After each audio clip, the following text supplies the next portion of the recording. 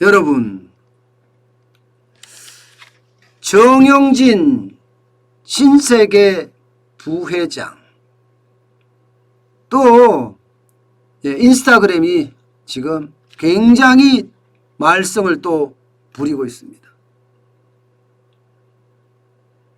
이번에는 인스타그램에 이런 말을 올렸어요. 내용을 보면 굿바이 붉은 무늬바리, 굿바이 붉은 무늬바리, 그리고 쓰고 그 뒤에다가 sorry and thank you라고 썼습니다. sorry and thank you라고. 야, 이게 뭘까요 도대체? 이제는요, 제가 지난번에 말씀을 드릴 때 정용진 부회장 우파 이러면서 물음표를 제가 올려서 여러분들에게 한번 설명을 드렸었는데, 이제는 물음표 필요 없는 것 같아요. 이제 정용진 우파 뭐 이렇게 이야기해도 될 것 같습니다. 왜냐고요? 여러분, 지난번에 올렸을 때 말입니다. 지난번에 올렸을 때는요, 이렇게 올렸습니다. 우럭을 보고 잘 가라 우럭아. 네가 정말 우럭의 자존심을 살렸다. 미안하다. 고맙다. 이렇게 썼어요. 마찬가지 가재야 잘 가라. 미안하다. 고맙다. 이렇게 썼습니다. 우럭이나 가재한테 말입니다. 그런데 이 표현이 말입니다. 이 표현이 문재인 대통령이 팽목항에 갔을 때 방명록에 썼는 말하고 비슷하다는 겁니다. 방명록에 썼던 말하고. 그 당시 문재인 대통령은 그 팽목항에 갔을 때 어떻게 표현을 했나 하면요. 이게 어쩌면 뭐라 그럴까? 논란을 굉장히 많이 불러일으켰던 말이기도 한데요.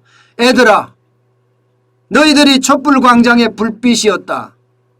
너희들의 혼이 천만 촛불이 되었다. 미안하다. 고맙다. 이렇게 글을 남겼어요. 그 당시에도 제가 문재인 대통령의 이 글귀는요, 굉장히 논란을 불러일으켰습니다. 미안하다는 괜찮은데 이 고맙다가 뭐예요? 수많은 아이들이 떼죽음을 당했는데 고맙다는 표현을 썼다고 말입니다. 물론 나중에 뭐 고맙다는 이야기를 아주 희한하게 다시 표현을 했습니다마는 저는 그런 생각이 들어요. 권력을 잡게 해줘서 고맙다 이렇게 되나요? 그 당시에는 이제 후보 시절이니까 내가 대통령이 될 거니까 고맙다 이런 뜻인가요? 어쨌든 이 미안하다 고맙다는 글귀가 당시에도 문제가 됐고 심지어 세월호 희생자들에게 고맙다는 표현은 적절치 못하다 이런 이야기까지 문제가 됐던 내용이거든요. 그런데 이 내용을 쉽게 말하면 정용진 부회장이 또 썼다는 사실이에요. 지난번에는 미안하다 고맙다 한글로 썼지만 이번에는 sorry and thank you라는 표현으로 썼습니다. 이것은 다분히 저는 의도적이다 이렇게 생각을 해요. 의도적이다.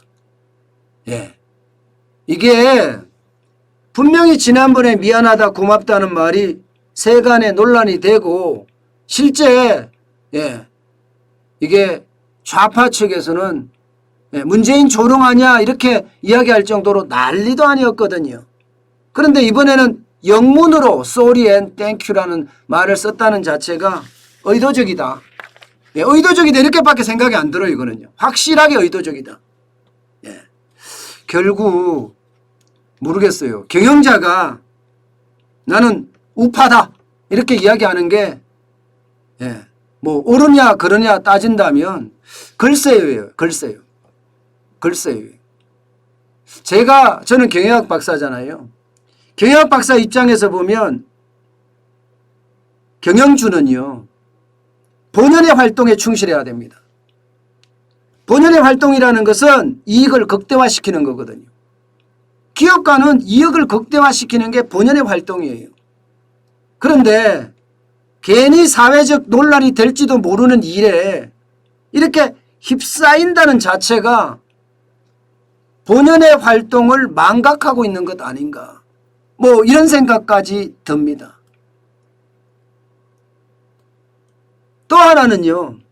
또 하나는 오죽했으면 예, 이게 그룹의 총수가 문재인 대통령을 조롱하는 듯한 미안하다 고맙다에 이어서 sorry and thank you를 썼을까. 예, 이런 생각도 또 하게 됩니다. 이런 생각도. 예, 무조건요. 지금 정영진 부회장의 sorry and thank you가 됐든 미안하다 고맙다가 됐든 이것은 논란거리가 앞으로 될 수밖에 없을 거예요. 굉장히 크게 논란거리가 될 수도 있을 겁니다. 여기에 대한 판단은요. 저는 좀 답답한 상황이다. 이렇게 저는 결론을 내겠습니다. 굉장히 저도 혼란스럽다.